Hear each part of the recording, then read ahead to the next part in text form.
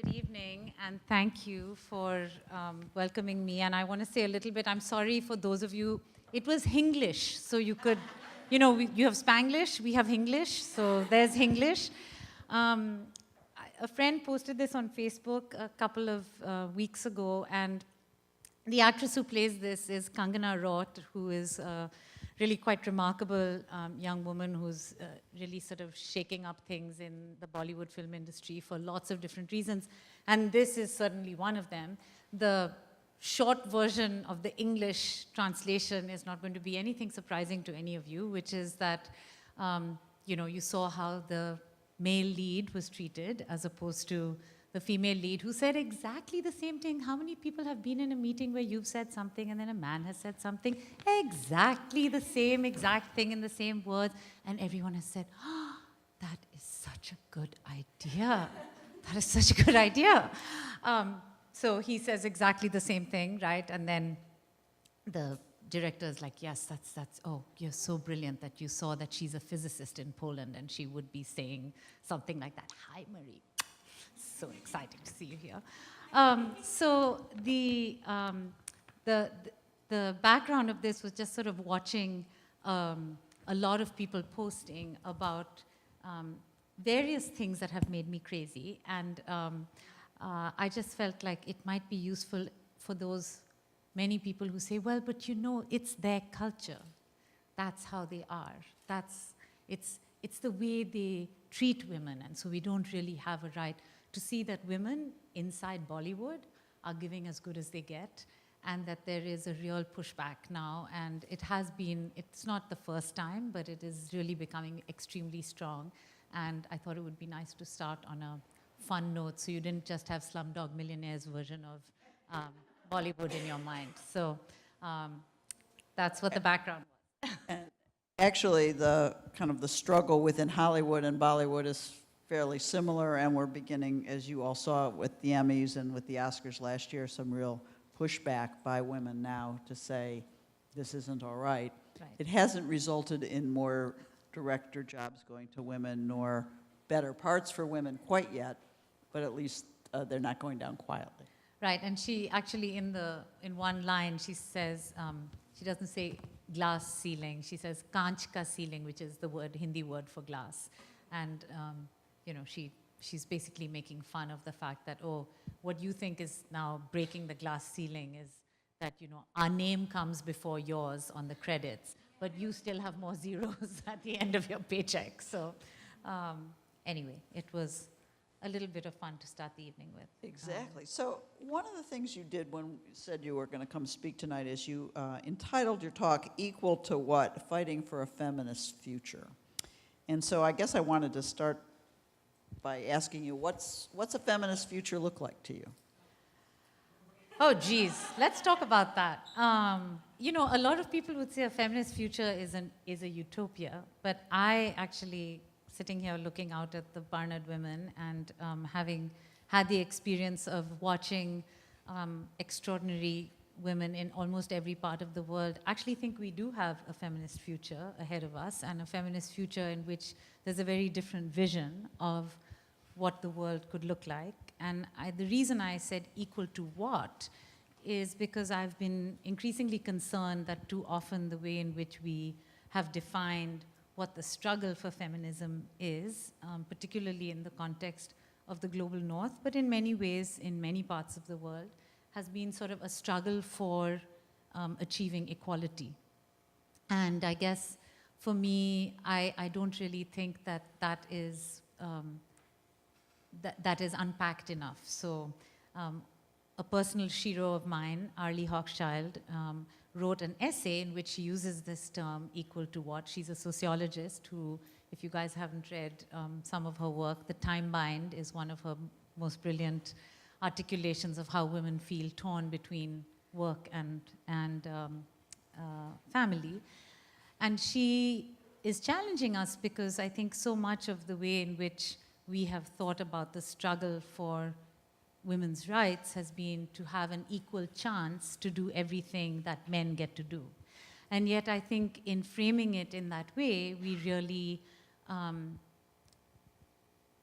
fail to notice that there is a whole set of fundamental questions about the place that we are striving to be a part of. So the best analogy I can give is that if you're outside watching football, wonder why we're talking about football, and you're like, let me on, let me on, let me on, I want to be able to play that game too. And then you get onto the field finally, because now you're allowed to play this game. You have been invited onto the playing field. You have equal rights to play this game. It's the moment in which you look around and you're like, what? What the hell kind of game is this? You know, people are like smushing each other. People are dying of concussions. 6 billion people or 3 billion people are living on less than $2 a day. And we as women are fighting for the right to be part of that game. That's the equal to what? So when we're all busy celebrating that, you know, transgender people should have the right to be in the military, women must have the right to be in the military, where is the questioning that we as women get to say about what the heck kind of game is this? Why does the United States spend so much money on the military when it spends so little money on providing for basics like healthcare? And I think that's where that comes from, is my real hope that as feminists, a feminist future will be one in which we don't just shatter the glass ceiling, but in which we really ask ourselves, what the heck kind of game is this? And change the game we're playing, not just ours to be allowed to be on the playing field. So I have two questions in response to that. One is, are you of the view that just having women in leadership in these kinds of positions will make asking that kind of question much easier and more available? So there's a number of people who believe that women bring to whatever group they're working in any organization a different sensibility, so those questions would get asked. There's others who believe that it's not really gender that determines that, but it's the underlying politics, and I want to get your sense of that. I mean, I don't think it should be set up as an either-or question. It has to be a both-and question, which is that, yes, numbers do matter. It's really hard to be the only person in the room constantly raising the question about, excuse me, but what about, but what about, but what about, but what about? And it makes it, even if you're a pushy broad like me and have always been, it's not fun to be in that situation. And if you're not, which most women are actually taught not to be, pushy or speak up or assert themselves or insert themselves into anything or interrupt. I do have my husband in the audience, and he could argue that I interrupt constantly. But as I said, I'm an exception to the rule.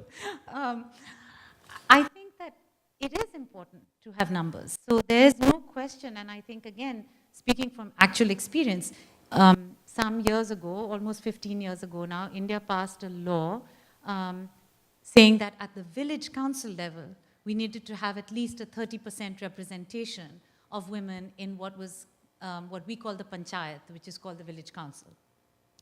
You know, there was a lot of talk about, oh, this is just tokenism and it won't make any difference and nothing will happen.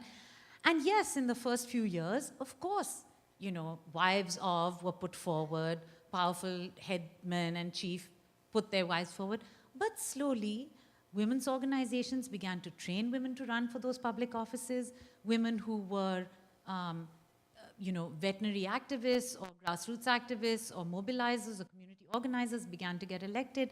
And you actually have, then I think 5 years ago, the World Bank did a study.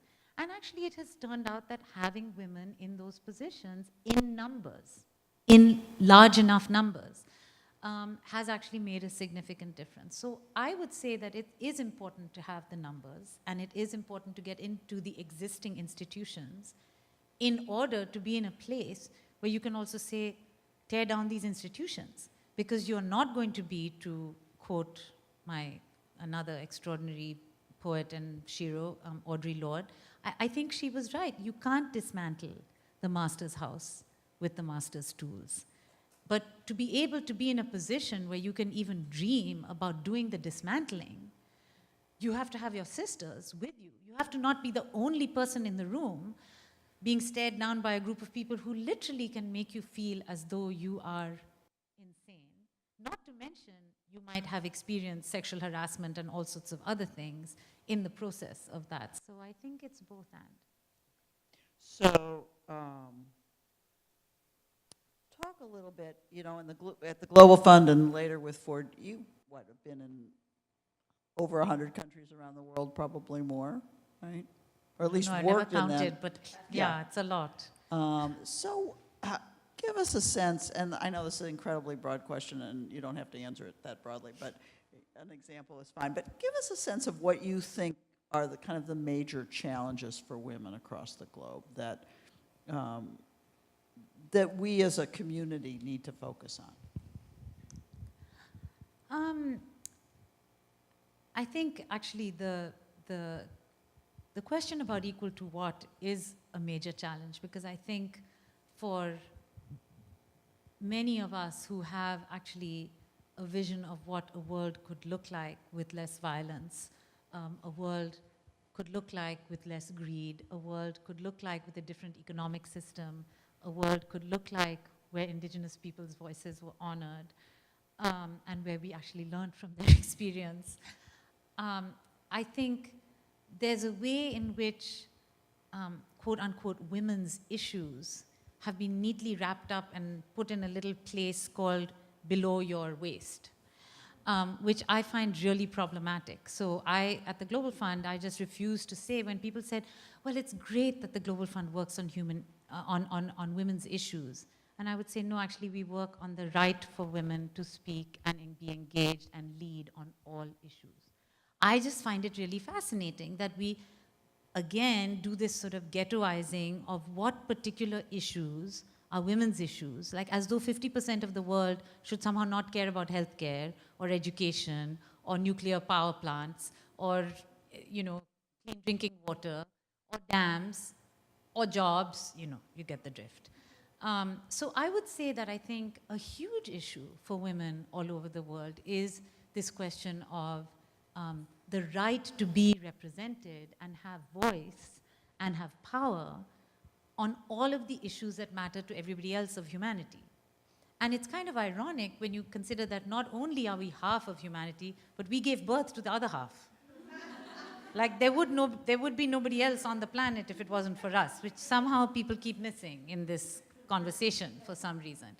So I think I'll say that to begin with. I think the questions of grinding poverty and of gross inequality, structural inequality, are issues that I think are very huge questions for women to face in different parts of the world. And I say that because invariably women and their dependent children are at the bottom of the totem pole with regard to income inequality in particular. And we know that we hear in the United States how a white woman now makes 78 cents on the dollar for every dollar a white man makes. A black woman makes about 65 cents on the dollar, and a Hispanic woman makes 55 cents on the dollar. So, you know, we know that one of the most significant anti-poverty strategies that this country could actually choose would be to pass the Equal Rights Amendment so that women could actually make $1 for every dollar that they have actually earned. And you would actually significantly, all sorts of studies have been done saying that the poverty rate in the United States would go down by more than half.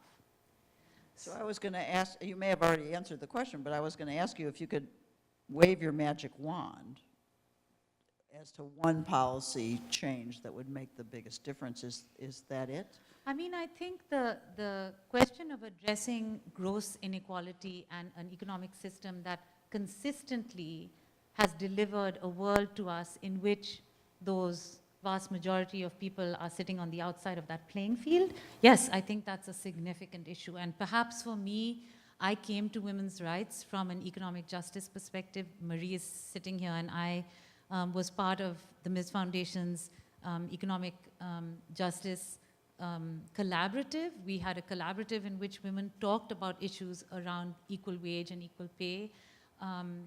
And I would say in most parts of the world, you can't just walk up to a woman and immediately launch into like, so are you beaten by your husband? You know, they're like, we can't even put freaking food on the table.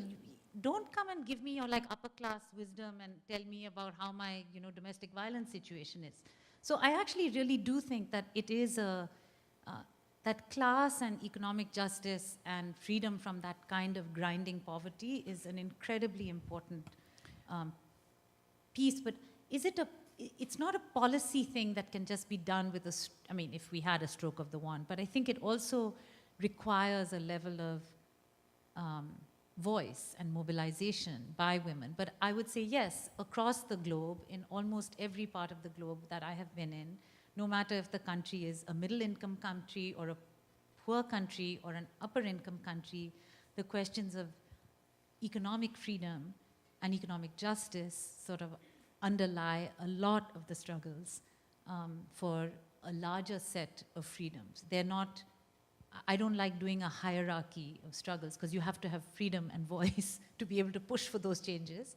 But yes, I think they're very deeply women's struggles, and I don't think they need to be put into a separate container that says, oh, those are not women's issues. They are very much women's issues. So it's a little ironic, right, that all of a sudden we had an election, this past year, which said, okay, men were starting to start talking about income inequality in a substantive way and exercising a vote, and all of a sudden it's like nirvana to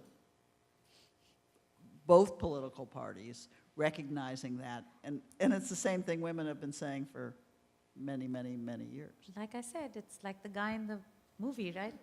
He comes in and says, that's a shit script. A physicist is not going to be talking about, her butt is like iodex or whatever the thing is. And when he says it, everyone is like, yeah, truth, brother. That's amazing.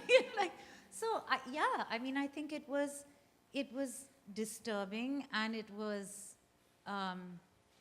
depressing to watch this election play out. And I think it is also true that I think women have found themselves, I've been watching the election of Angela Merkel and everybody sort of patting themselves, Yafat and I at Madre were just talking about this.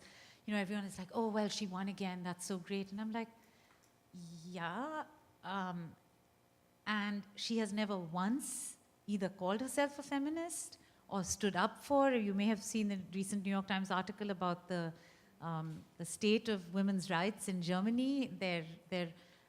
Most of my I spent 3.5 years as a young adolescent in Germany, and most of my German friends today can't have a full-time job because you have to pick up your kid from school at 2 o'clock in the afternoon.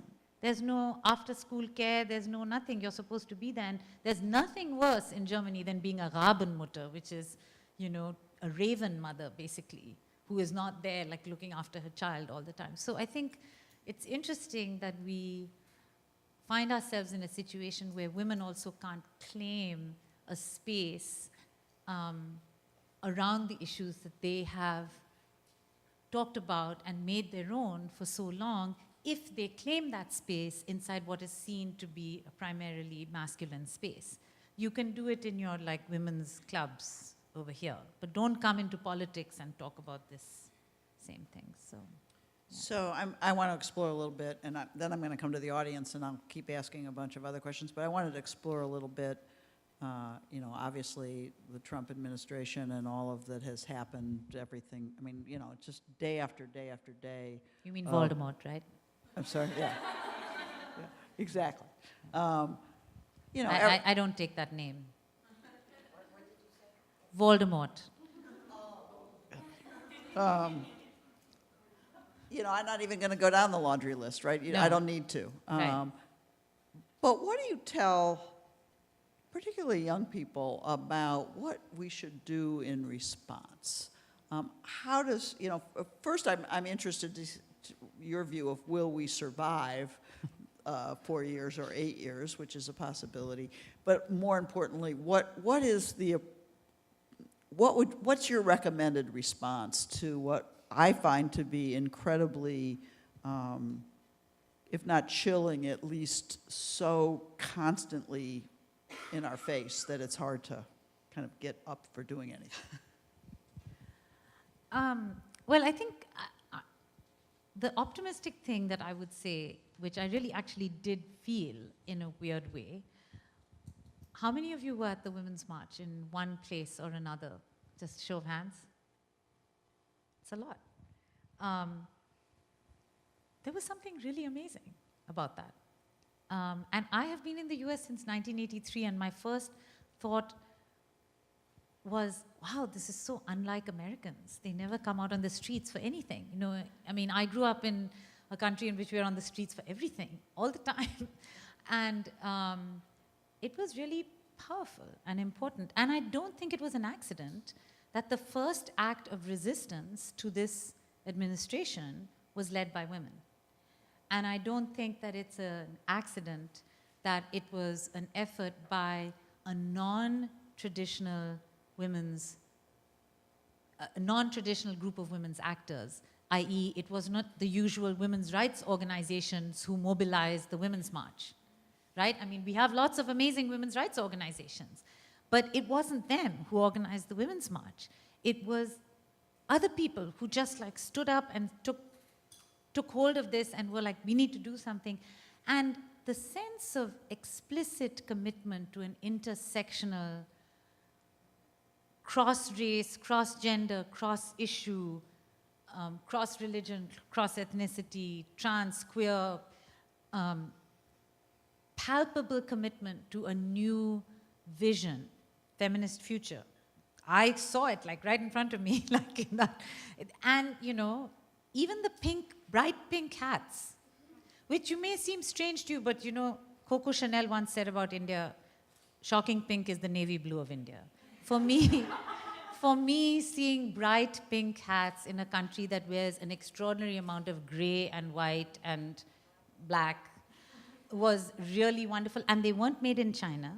They were hand knitted for the most part and crocheted by people. It was started amazing. by a Barnard grad, by the way. Yeah. And like people were on the subways handing them out. It was like a sisterhood in the old-fashioned sense of that term. And I guess I would say that to me, the reason that I am not intimidated by this lunatic, and why I actually think in some ways it's good that the person who many of us had hoped would win the election, Hillary Clinton, did not win the election. And I say that advisedly. I'm not saying that I'm trying to make lemonade out of lemons. I never got that American saying completely. But anyway, I just really feel, honestly, Kitty, that she was forced, or maybe she really believes those positions, I don't know, but she would have, and I felt the same way about Obama, even though I was very excited about him, and I put all these dreams and hopes on him that frankly, all along, Zuli was saying to me, he's a middle-of-the-road Democrat. That's what he is. Don't get so excited. Yes, he's got a charming smile, but he's the middle-of-the-road Democrat. That's all he is. She would have followed those policies, but as the first woman running in the kind of context that she was running, she would have done exactly the same route as what I grew up with, Indira Gandhi, Margaret Thatcher, Golda Meir, the whole, like, the exact equal to what problem would have emerged. I must be equal to the most macho, the most hawkish, the most interventionist American guy who could have been in charge. People have to feel like I would be able to press that nuclear trigger, as opposed to like, no, this is a bad game. Let's not play this game. But now we have somebody who's actually going to press the nuclear Yes, and I'm trigger. not saying it's better. All I'm saying is I think our ability to have a resistance movement that is clear and focused and challenges and also hopefully gives space for new candidates to run in a different way, for women to be able, I found it so irritating during the first time around when Barack Obama was able to like fully embrace his inner feminine self. And Hillary Clinton, once she cried, once. She had like some half a tear appeared in her eye. And God, you know, we were hearing about that for months afterwards. So I really resent this way in which, you know, there is now space for men to embrace their, you know, sensitive inner feminine self. And women are still playing this old game of equal to what? And I have no desire to be part of that future. That future is actually no future for the world. That future is one of these days, both we will blow up the world and or we will have created already so much mayhem that climate change will destroy the world. And in neither case are we willing to step back. In neither case are we willing to say, no, Wall Street is not the way for us to look at the future of the world. No, unbridled capitalism the way that it is going right now, where do we really all need to have 75 different kinds of automobiles?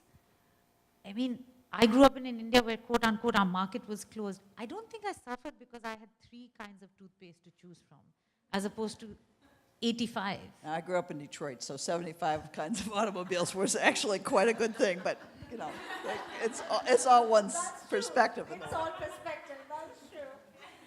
So I don't know. I mean, I guess I feel like there is resistance, there is mobilization, and yes, we are tired, but on the other hand, it was kind of amazing to see 3,000 people show up at the airport at JFK because a travel ban was announced, and lawyers and people who had never before been at a protest went and were there because they felt like it was wrong. And so I feel like it allows us to be fully in an oppositional mode, which would have been very difficult with the first woman president ever in the United States. And we would have had to oppose her on a number of different things because we wouldn't have had to worry about reproductive health and rights. But this is what I also want to say, that I think in a way, particularly in the global north, post 9/11, I think women have had the privilege of sort of going into this, whatever we used to call security moms or whatever mode, where you just have to like think about your little rights and you don't have to think about the bombs that have been dropped on an Afghan family in Kandahar, or the drones that are falling in Pakistan, or the continued military presence in Iraq, or the happy selling of arms to Saudi Arabia, in which we are bombing an entire country, Yemen, sort of without saying not in our name, we're letting them do our dirty business for us. And I want women to be in a place where we oppose that, where our feminist future is part of a more just, equal, fair world, which is not just about our ovaries and our reproductive systems. That is not enough. It is important, but it's not the beginning and the end of what we stand for. If we don't stand for racial justice, if we don't stand for queer rights, if we don't stand for ecological change, what kind of a feminist future are we fighting for? So I think this is a great time to go out to the audience. Are there questions? Do we have another mic? We can share. We'll take mine. And then you can pass it down. Hi, my name's Rachel. I'm a sophomore here. I was just wondering how you think we as women can learn more about these issues that are happening in other parts of the world, especially since a lot of the news sources today are extremely biased. How can we gain that perspective and have different conversations about it without, I guess, being influenced by other people's biases? That's a great question. Should we take a couple, Kitty, or? Okay. So a few things. I think there are places where you can learn about different perspectives on. So if you're used to reading your standard thing, which is whatever, the New York Times or your feed on Google or whatever it is, take a chance and read a few other newspapers, or news coverage sites. So Al Jazeera, I would say, is a really good different perspective. It's not always perfect, but it'll give you a different perspective, and it covers different things. BBC does the same. I think reading a couple of newspapers, again, we were having this conversation from other parts of the world. I'm very lucky because Zuli, my partner in crime, and my husband reads like 7 newspapers a day, from, Haaretz in Israel to papers in Pakistan and papers in India. But I think at least if you do that once or twice a month to just look at some other papers, many of them all have coverage in English. Indian newspapers have lots of English language coverage. Haaretz has an English language version as well as a Hebrew version. You could read The Guardian, which is an English newspaper. Die Zeit, which is a German newspaper. So just make an effort and step out of sort of where you would normally read your news. That's one. Two, I think follow some of the women's rights organizations that post stuff. So Madre's website is, I think, a great place for you to learn about some of the places. Madre was founded as an organization that responded to the Iran-Contra war in the 80s, with American women being challenged by Nicaraguan women to understand how their government's policies were affecting and harming women and children in Nicaragua.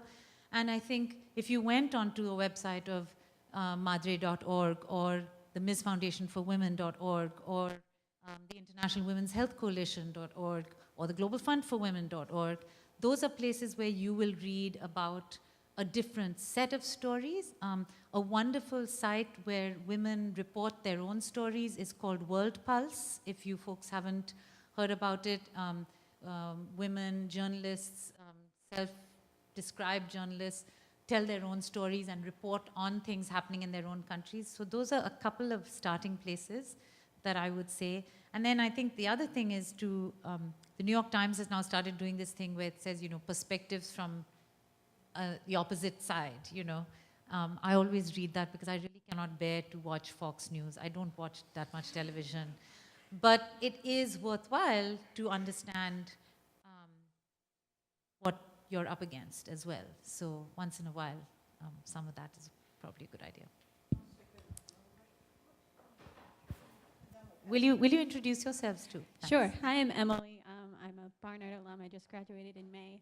And so I'm curious, something I think about a lot in terms of thinking about feminism is how to respect the ideas of self-identified feminists who don't have my brand of feminism.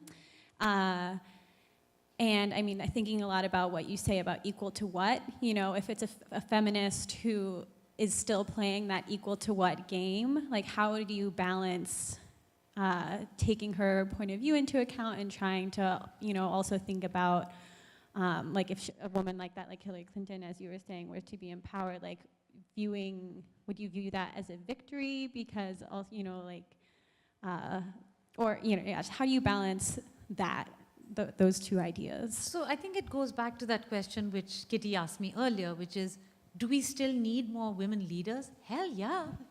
Yes, we do. And would I have been glad if she had been elected? Absolutely. Does that mean I have to be blind to the things that I think are problematic? No.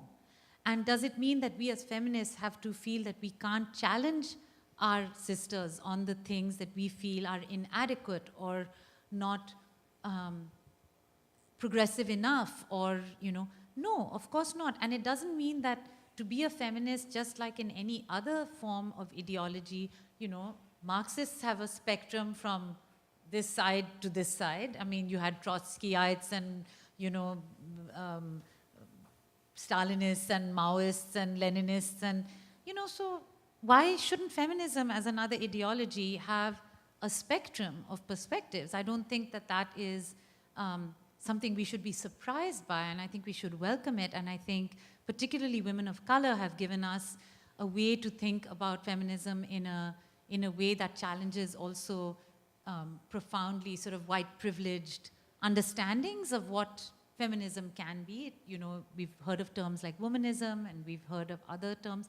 And also I think we have to deconstruct the notion that somehow feminism emerged from the womb of the West, which, no, it did not. There have been people challenging oppression and lack of voice in every culture, in every society, in every religious tradition for millennia. So, we didn't wake up one day and get feminism because it was born in, Seneca Falls. Didn't happen that way. So I think, but being open to the dialogue, yes. I mean, I have lots of challenges with the issue about can you be a feminist and a woman of faith, for example. It's very problematic for me in lots of ways. And I did a TED talk, which you guys can watch sometime, called Radical Women Embracing Tradition, because one of the huge things that I learned and was very humbled by at the Global Fund was I met all kinds of kick-ass feminists who were deeply committed to their faith in lots of different ways. Sakina Yaqubi in Afghanistan, who runs the Afghan Institute for Learning, was one of them. Zuli and I went to like these underground schools that she was running in Peshawar and in Afghanistan during the time the Taliban were in power. And she was like, listen, this is not about like what we are wearing. You're all like all upset about us wearing hijab and burqa. We really don't give a. We would like to be able to make sure that kids get an education and that women who've been the primary educators in this country can continue to teach. So they were like literally putting their lives on the line, and she was like, you want to have an argument with me about like what I'm wearing? Really? So I think it is important to be in a space where you can step out of your own, this is the only way it can be. But that doesn't also mean that you have to give up on being able to also have a conversation in which you try to also persuade the other person to see your point of view. And I think that's a difficult thing to do for any of us because we're all trained to be very nice and, but I think that you have to also stand your ground a little bit and say, well, I have questions about that. How does it work if you don't do this? What are the ways in which you can, if your religion on the one hand says all these terrible things about, faith, about what women can do and what women can't do. So I think it's a continuing dialogue, but it's not impossible. Other questions? Can you pass the mic? Hi, Jennifer Fearon. I'm an alum from the class of 2013. So earlier you were talking about Angela Merkel and Hillary Clinton, so I'm curious, this is in two parts. First, what do you feel is the onus on women in leadership to demonstrate advocacy for feminist ideals? Also, what strategies have you found over the course of your career have been effective in engaging men who tend to be the majorities on these boards and on these decision-making institutions? So I think it's very important that feminists continue to challenge women leaders to be more feminist, definitely. But I also will say that having grown up in a country where a small 5'2" woman wearing a sari was the prime minister from the time I was able to remember, and watching my dad, who was a serving military officer, salute her, snap to attention, certainly had a profound impact on me as a young woman growing up in India. I just assumed that a woman could run a country. No, I mean, seriously, these are the things you take for granted. This is why Barack Obama, whatever else we may say, will have been a profoundly transformative president for the United States, not for any great policies that he necessarily, put into place, but simply because every kid who grew up in this country during that period of time will just assume, like, of course a black person can be president of this country. Yeah, duh, So in that sense, I think it's important not to confuse the fact, and believe me, Indira Gandhi was no like great women's liberal. Neither was Benazir Bhutto. But did Benazir Bhutto have an impact on women in Pakistan? Yes, she did. Was she like this profoundly radical feminist? Hell no. Did we wish she would have stood up for women's rights in lots of ways? Did she pass actually regressive policies during the time she was Prime Minister of Pakistan? Yes. Did that mean we shouldn't have had a woman Prime Minister in Pakistan? No. So I think what do we as feminists owe the women who are leaders? And I say this also as having been head of an organization and always having felt like, I never could quite live up to what the young women in my organization, and I felt like at some point I was a young woman. I was 34 when I came to be president of the Global Fund for Women. But you can never quite live up to what everybody wants you to live up to. And I remember going back and telling one of my early bosses, Adele Simmons, who was president of the MacArthur Foundation, and whom I was like so judgmental about, when I was a 26-year-old working at the MacArthur Foundation. I remember going back to her when I was head of the Global Fund and saying, Adele, I'm so sorry, I was such a... No, I had no idea what you were up to, what you were up against. She was the first woman at 42, she had 3 young kids, to be the head of a major foundation. And, I was like, well, why aren't you standing up for black people on the south side of Chicago? And why is the MacArthur Foundation doing this? And so, it's also not that easy for the one woman who happens to be in power at that particular institution or country to like magically, by waving her wand, be able to do that. So all of them take different strategies. And you know, in this article in the New York Times, they argue that Angela Merkel's strategy has been to be very, we say in India, you know, via Bhatinda, when you like go to your nose, not this way, but like this way. And actually for a long time, women who've not, because we have not had access to open public power, we have chosen what people often refer to as manipulative ways to get power. But we do that because there is no straightforward way for us to get that power. And so we've learned ways to go around. So the ways to go around are like, okay, you don't challenge the guy, you don't challenge the guy in the meeting. But before you go into the meeting, you've like talked to all the 7 guys who are going to be in the meeting and gotten them on your side and worked the thing. It's a hell of a lot more work. But for the world we live in right now, it works. That doesn't mean we don't keep fighting for the feminist future we want to see, which is like we don't want our daughters to have to learn that that's the only kind of power that you can hope to ever have in your life. And I think it's been very interesting for me to watch our daughter, who was primarily raised by a man, my husband, her father.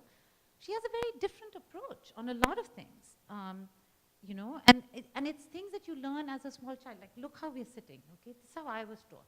Keep your legs together, keep your legs crossed. Mira can sit like this, and she's like totally zen about sitting like this. Why? Because nobody like was on her all the time, saying like, this is not a way for a girl to sit. I was told that 1,000 times. And I go to conferences in which they make women sit. American women don't wear nice, convenient clothes like this.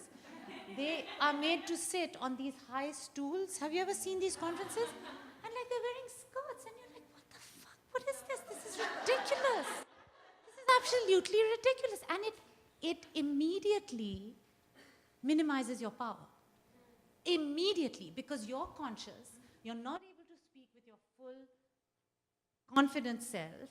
You're constantly thinking about like, what is it looking like from that height? The audience is down there. It's a completely degrading experience.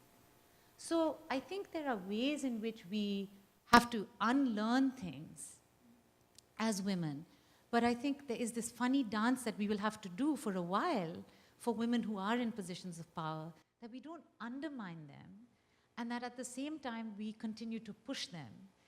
And I think that is not going to be an easy thing for a very long time. And the best thing that we can do is to maybe work with people who are in that woman leader's close confidants to say, look, Hillary really needs to get behind this because it matters to all of us as women. And yes, being less of a militaristic person actually matters to us as women.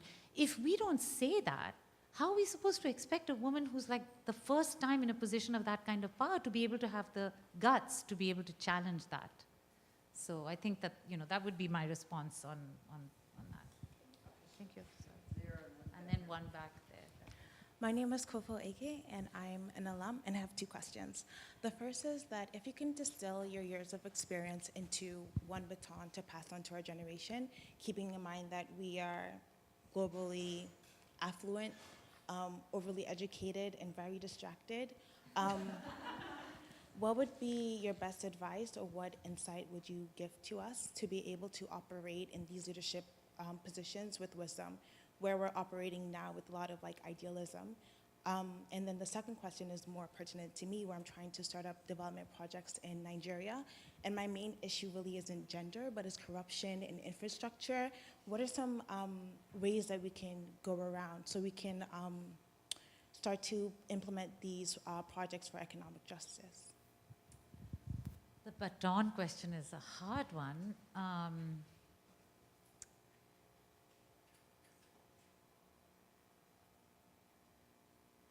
It might have to be a long baton. But I would say you need to have a sisterhood of your own. You need to have, and I don't mean by that like they don't have to be blood sisters, but you need to have a couple of women who you really know and love and trust, who have your back and who are also going to challenge you on things, because it's really hard to do this by yourself, to do the change process by yourself. So that's one. If you are, whether or not you're heterosexual, you have to choose your partner in life with care. And I think I say that because we often do this artificial thing of separating the professional from the personal. And I actually think that the feminist movement knew all along that that was not possible, because we always said the personal is the political. And our professions are inherently political, because what does politics mean, after all, if not the exercise of power? So I think our choice of who we go through our lives with doesn't mean it has to be the same person all through our lives, but who we choose to be in intimate, sacred, close relationship with has a makes a huge difference in what you can do and choose to do and where you can go and how much freedom you can have, because we don't live in an equal world right now. And I think the third is to really develop the quality of courage. I think that's a very underrated quality that we are encouraged to develop as young women. Maya Angelou says that without courage, you can't have any other virtue. You can't be kind, you can't be generous, you can't be caring. And the reason for that is because we live in a world in which violence against us and discrimination against us and abuse is so sanctioned by society. We are almost always operating in a situation where we are essentially suffering from PTSD. There is not one woman in this room who has not experienced being harassed in some way or another, or who hasn't clutched her car keys closer to her as she's crossed a parking lot, or who hasn't walked in a city street and looked over her shoulder. Not one. I mean, if you're here, please raise your hand because I want to come and hug you. So I think that's the third. I think the cultivation of courage, and by that, the ability to withstand things, to be resilient against things, to speak your mind, and to be able to have the ability to do that even in places where you may really be the only person saying those things. Those are the three things I would say would be on my baton to pass on. Let me follow up on that just a second and ask you if you could tell us a story about a time when you found courage, and give us some inspiration on that.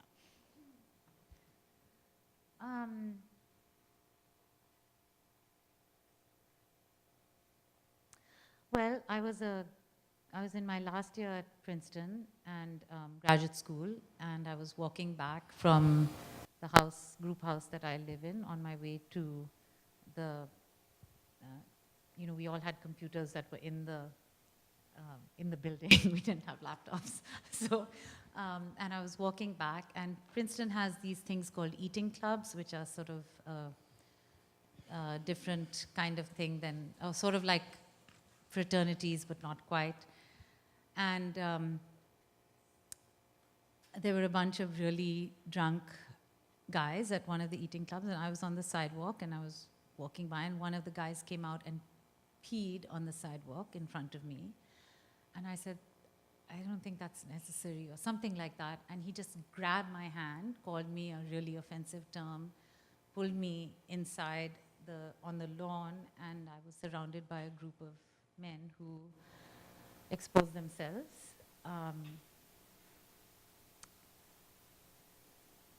It was really scary.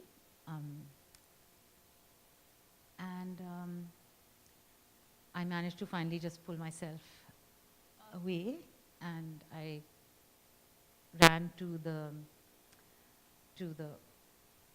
Woodrow Wilson School and was able to speak to staff there, one of the dean of the graduate school, and his name was James Trussell, and he really supported me and also encouraged me to report it not just to Princeton security, but to the town police. And I filed a case. I had a lot of support to do that from people who really cared about me, including Zuli, who's sitting here, and the person who was charged, the person who had pulled me physically, was a 3-generation son of a son of a son of, Princeton alum. So his lawyer started calling me, how much money do you want to drop the case? 20,000, 50,000, whatever. And I just didn't drop the case. And finally, I got a job, I moved to Chicago, and then I didn't know that I didn't know I could have asked for leave to go to fight that case, because they kept postponing it, the court date. And so I didn't know I could ask, and so I didn't go because I didn't have vacation, because I hadn't earned any vacation yet in my new job. And so then if you don't show up, they drop the case. So the court date. So I would say I found courage in that situation, but it was also totally terrifying. And also just like a reminder of like, no matter how tough and no matter how strong and no matter how, brave you think you are. I mean, like, I'm so emotional just like thinking about it right now. And it's crazy. Yeah, and something happened just like the other day. Zuli and I were walking in our neighborhood, and we went into a bakery, and he stepped out first, and then this guy was like in the doorway of the bakery. And, I could tell he was a little drunk, but he was like, oh, hello, and put his hand out to shake my hand, and I shook his hand. I just was trying to be polite. And then he just kissed my hand and wouldn't drop my hand. And I was just shaking, it's like, that's what I mean by PTSD. All of us have had this experience happen to us from the time we can remember, some version of this. And it keeps coming back, and it's like a bad recurring nightmare. It's like, wait, didn't this just happen to me before? So I think that's what I mean by the courage. It's like you have to. So I finally, like, Zuli actually stepped back in, and then he let go of my hand, and that also irritated me. Like, it has to take another guy to come in. But like, what the? So but you have to do it. You have to do it again and again, and at the same time, you have to cultivate some amount of. I mean, the thing that I find so amazing about women around the world is like they go through all this abuse, and still most of them have this extraordinary reservoir of compassion and love and kindness and affection. And that's my feminist future too. Like, I don't want a world in which we're all like busy killing each other. I mean, really, the amount of anger we carry around in us, we should have by now like all been, we should have set the world on fire. Seriously. But we don't. And that's what I'd like to keep. I mean, I think that's really important to keep. On the Nigeria effort, which is great. One really important thing is, I think for those of us who are based here, inside the quote-unquote global north, we often forget that we become this strange being, neither of this place nor of that place. And it's a hard thing for us, but it's actually a harder thing for groups over there who've been doing the work for a long time, and then you sashay in with your, great ideas that you got from Mount Holyoke College or Barnard or whatever, and you're like, I have this great idea for an economic empowerment project, and here it is, and this is what I'm going to do, and and the sisters in Nigeria or Bangalore or, Delhi are like, and you are? Where were you like the last 20 years while we were like running these organizations in our own country? Yeah, you got a nice American accent, girl, but so I think that's very painful. Like, I'll just speak personally. I think, I went back to India with this, like, coming to do my thing, being with my people, here I am. People are like, did you come with some, like, humility to find out what we're actually already doing? Or have you come with, like, all your brilliant ideas that you're going to share with us? Because if you've come with humility to learn about what we're already doing, we're happy to tell you what we're doing. And you can spend some time and you can listen and you can learn, and you want to come and learn from us, that'd be great. And then when you have learned from us, and when we can trust you are really somebody who wants to be here, and you're not just going to be like flying in and flying out, then we might talk to you about what actually we do need and how much we appreciate your perspectives, which come from a different place, and how, yes, we do understand that having lived far away gives you some insights on some of this stuff. But we're not going to just welcome you with open arms because you've come with a Columbia degree. Or, at least that's my lesson from what I took away from my experience. And I would say that goes a long, long way. And it also turns you into just a person with a wallet, which often I think we become when we come back from the West. Like, oh, you can bring money. You're the person who can bring the donors, into somebody who's actually a real partner with the groups on the ground.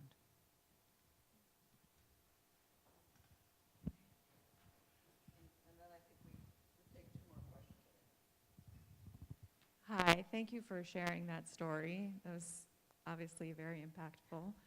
My name is Leah. I have no association with this university, but I work at UN Women, so I'm interested in continuing this work. So my question is around something that's actually driving me crazy right now. Is I just listened to a This American Life story, maybe others in the room have listened to it, about white supremacists and men who are feeling, in this country, white, straight, cis men who are feeling disengaged and who are feeling sort of disenfranchised as well as marginalized. And with the rise of their voices and visibility, it's, I think, even more important, as you're asking, to engage men and boys in the work of feminism. So I'm wondering what you recommend for trying to really help them to understand the benefits of fuller equality that they would actually enjoy if women had more equality, if there's more gender equality. Yeah.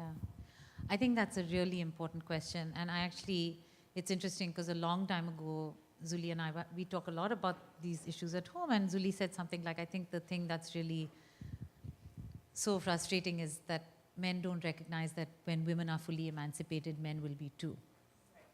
And I think that's easy to say when you're on the side of the people fighting for that emancipation.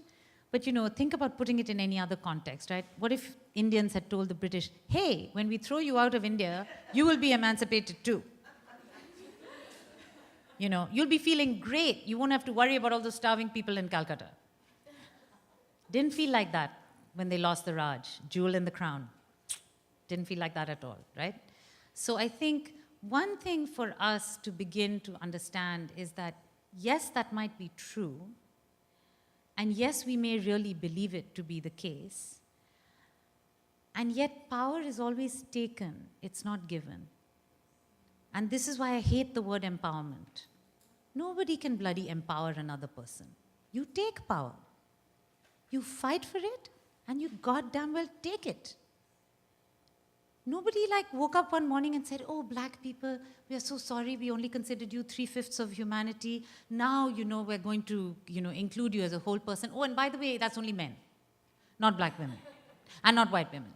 We're going to just, first do black men, right? So I think we kind of forget that piece, that you fight for power and you take power. So it's very difficult to tell the people who feel like you're taking that power from them. It's the same with white supremacy. This country, I find it fascinating that we're now talking about America becoming a majority-minority country. I'm like, hell, we finally become the majority and they're still calling us a minority. A majority-minority country, I find that hilarious. No, it's a majority country we'll be. Like with the rest of the world, like majority. So I feel like on the issue of engaging boys and men, I think there has to be some degree of honesty, real honesty. And I think part of it goes back to that issue around economic justice, informing our work and the fight for feminism.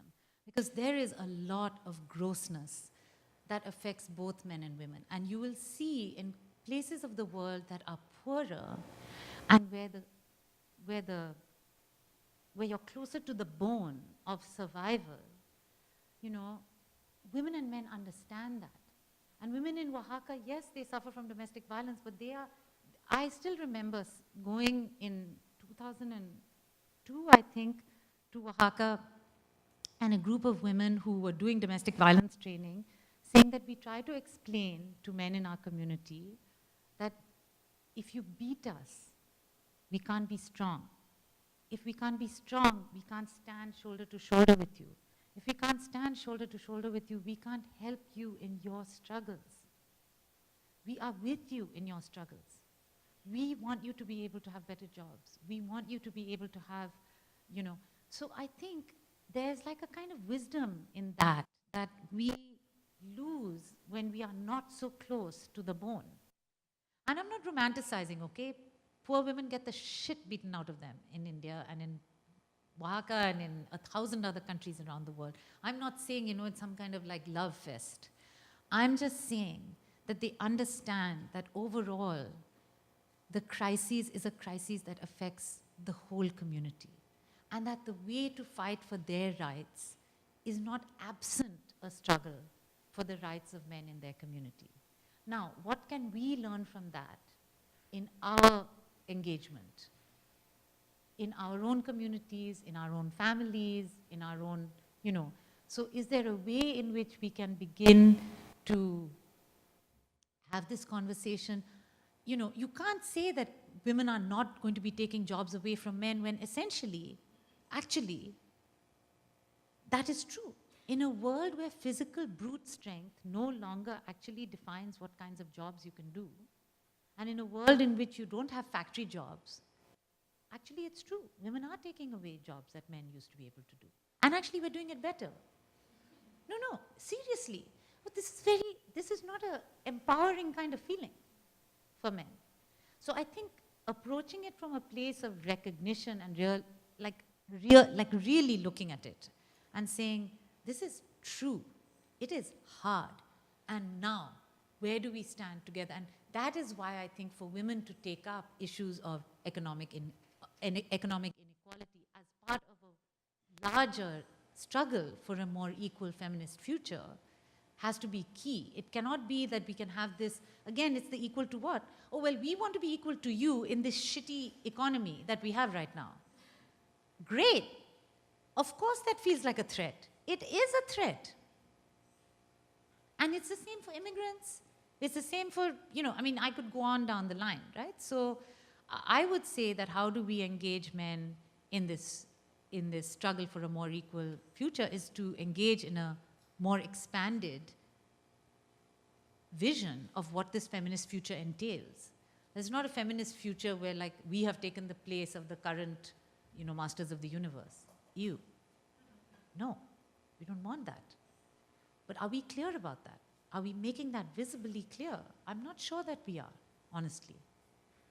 And I'm not sure that we are actually standing shoulder to shoulder in the solidarity struggles for dispossessed auto workers in Detroit, or black men in jail in 1,000 cities across the country, or poor Mexicans who are coming to El Norte to find jobs. So I think for me, they're very grounded in the same, it has to be from a space, which is why I really miss having a real left, honestly. I really think it's very difficult to have a global sisterhood absent an alternative political and economic ideology. It's very difficult. We can't just pretend like we're going to transcend class and we're going to transcend race and we're going to transcend, all these other horrible things that divide us. You can talk to middle-class Indian women about all kinds of feminism, and then when you talk to them about the rights of the women who clean their house, all of a sudden they're like, oh, well, we weren't talking about domestic workers, servants. That's not, and that's true in Nigeria, it's true in every single developing country. Oh, we are so feminist until it comes to the women who are our nannies and our maids and our sex workers. Then suddenly, well, they can leave their children to come look after mine. That's okay. So we got to get a bit more real on that. And then I think we can include. I don't think it's about male allies. And plus, I think we have to stop talking about feminism as though it's about women. Feminism is an ideology. Men and women, I always say feminism is not between your legs, it's between your ears. It's here. It's how you think, it's how you look at the world. And frankly, there are lots of women who aren't feminists. And there are lots of men, more, in this next generation who are. And I'm lucky to be married to one of them. So I hope you all will give me a great round of applause for Kavita Ramdas.